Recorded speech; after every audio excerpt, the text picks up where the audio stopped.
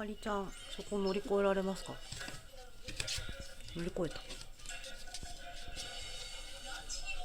見上げた。あ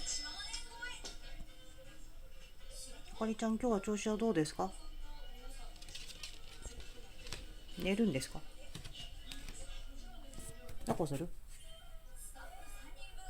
頭を触っても嫌がんなくなりましたね。お顔見せてください。ちょっとね、鼻がピンクになってきた。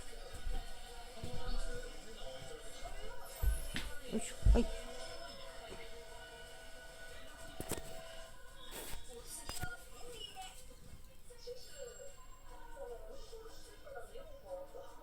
食べない。もう戻りますか？なんかとりあえず歩けるようになってきました。滑ってるけど。じゃあとりあえずお休み。